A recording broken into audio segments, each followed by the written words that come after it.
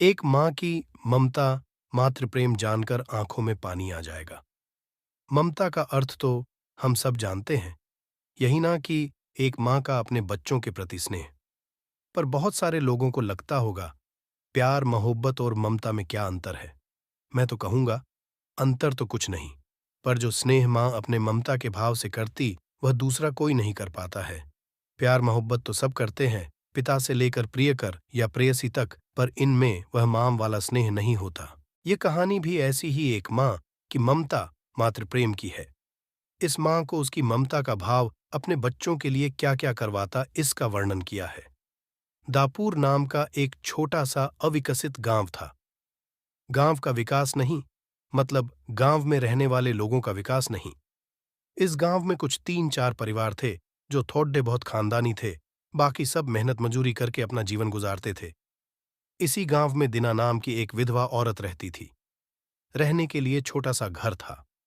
2 बच्चे थे, शायद एक 5 साल का और दूसरा 3 साल का होगा। दिना का पति बहुत मेहनती था। वो दिना को किसी चीज की कमी महसूस नहीं होने देता था, या कैसी भी हालतों में साथ नहीं छोड़ता था। कैसी भी परिस्थिति हो, दोनों साथ मिलकर सामना करते थे। पर कौन जाने किस पर कौन सा अनर्थ कब आ जाए। दिना के जीवन में ऐसी घटना घटी कि उसी घटना ने दिना के पति को दिना से छीन लिया। दिना को पति के गुजरने के बाद ऐसा लगने लगा कि मैं जिंदा तो हूं, पर मुझ में जान नहीं है। परिवार चलाने के लिए अब दूसरा कोई नहीं था सिवाय दिना के, इसलिए कैसे भी करके दिना ने अपने बच्चों के खातिर खुद को उस दुख से अलग किया। कुछ दिन बाद घर में जो था वो समाप्त हो गया।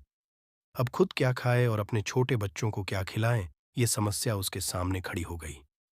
बच्चों के लिए दीना को अभी कुछ काम करना ही था, इसलिए दीना अपने दोनों बच्चों को साथ में लेकर जहां काम मिलता वहीं जाया करती थी, और दिन भर मेहनत करके जो भी मजदूरी मिलती उससे अपना और अपने बच्चों के पेट भरती थी।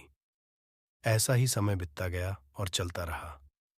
लेकिन एक दिन दीना को शरीर में थोड़ी कमजोरी महसूस होने लगी। फिर भी वह काम पर गई।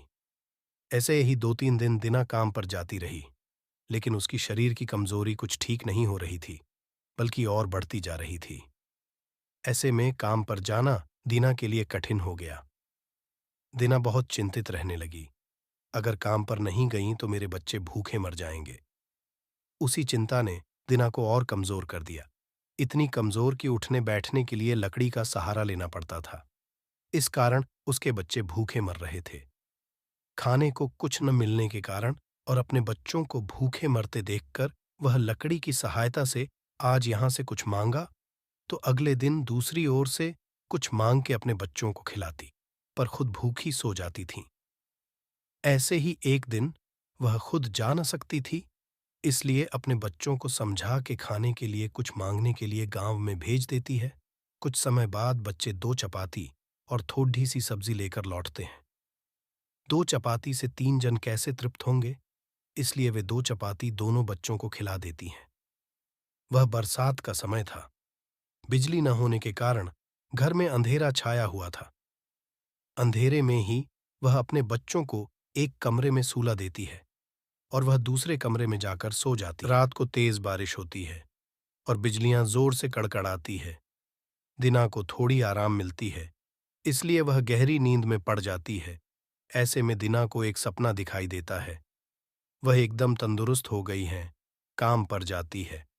वह सोचती है, अपने बच्चों को काफी समय से अच्छा खिलाया नहीं, इसलिए वह अपने बच्चों के लिए चविष्ट खाना बनाती हैं।